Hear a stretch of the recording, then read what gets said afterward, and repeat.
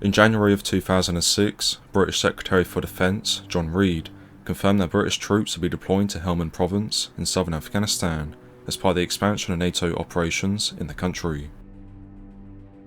This deployment was codenamed Operation Herrick, and although it was predominantly an Army mission, an air component, drawn from the Royal Air Force and the Army Air Corps, was provided as a support element. Among the units in this air component were 8 Chinook helicopters, which were grouped collectively under 1310 Flight based at Camp Bastion, and were deployed on a rotation basis between the R.A.F's 3 Chinook squadrons, No. 7, No. 18 and No. 27 squadrons. For the British, the Chinook helicopter proved to be the #1 asset that kept Operation Herrick moving forward, and it is often dubbed the workhorse of the 8-year campaign, with Flight Lieutenant Alex Duncan, a Chinook pilot, noting in his memoir that the Chinook, on the other hand, is a tool. With it you can influence combat, resupply troops and bases, evacuate wounded soldiers, move them for assaults, move heavy loads. There's just so much it can do. The British experience in Helmand would see them adapt their Chinooks to meet the operational requirements of the theatre, most notably by outfitting the aircraft with Kevlar panels to provide extra armoured protection to small arms fire. This was important for ensuring the safety of the aircrews, who often found themselves operating on the front line in support of either British or Allied troops, as author David Reynolds highlights in his history of the campaign. In one incident, a Chinook, escorted by an Apache helicopter, landed to rescue injured paratroopers. A crewman later described the night sky as being illuminated by a trace of fire as the pilot landed and later flew back to mount another rescue. A similar scenario occurred on the 1st of October 2010 when a Chinook from No.18 Squadron was scrambled to conduct casualty evacuation and medical support missions for a detachment of US Rangers from the 1st Battalion, the 75th Ranger Regiment, who had made contact with Taliban forces.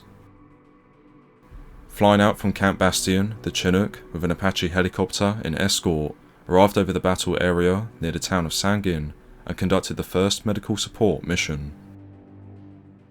On completion of this, the Chinook's pilot, squadron leader Matthew Roberts, was informed that 2 Rangers had been seriously wounded and were in need of immediate medical evacuation.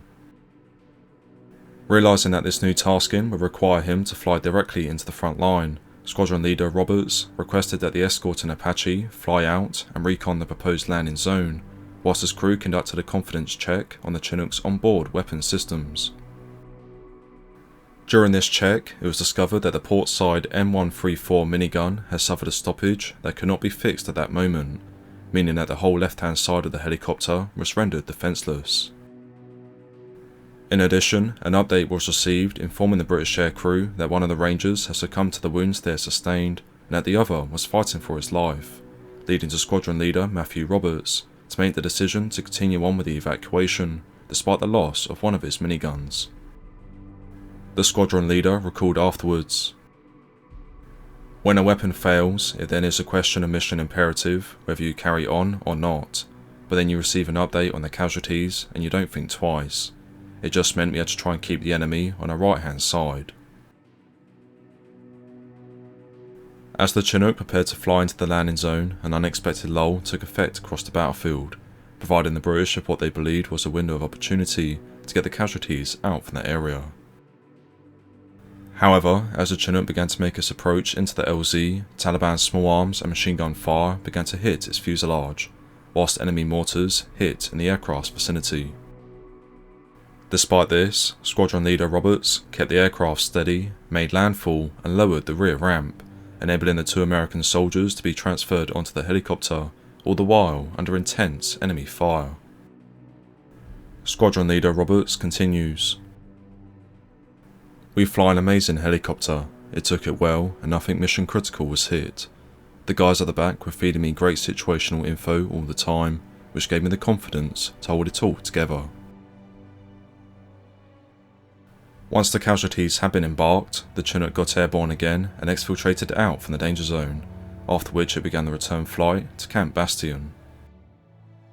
On arrival at the base, the seriously wounded US Ranger was moved to an on-site hospital and received life-saving medical treatment for his wounds. Tragically, the 2nd US Ranger will be confirmed as killed in action, and will later be identified as Sergeant First Class Lance Vogeler. Lance Vogeler had enlisted into the US Army in May of 2001 and was posted to the 1st Battalion, the 75th Ranger Regiment, in December of that year.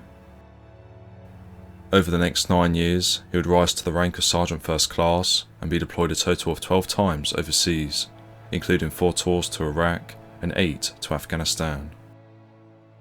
Outside of the military, he had a family of 2 children and his wife Melissa, who, at the time of his passing, was expecting their 3rd child.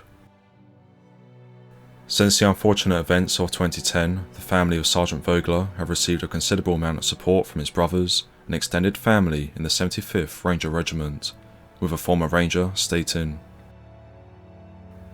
"Over 1/3 of his life since this nation was attacked on 9/11 was spent putting rounds down range and defending the freedom we all hold so dear. SFC Lance Vogeler went again and again to keep us free and to keep us safe. People wonder sometimes why I'm so proud to have served in the regiment. It's because I was blessed enough to serve with men like him."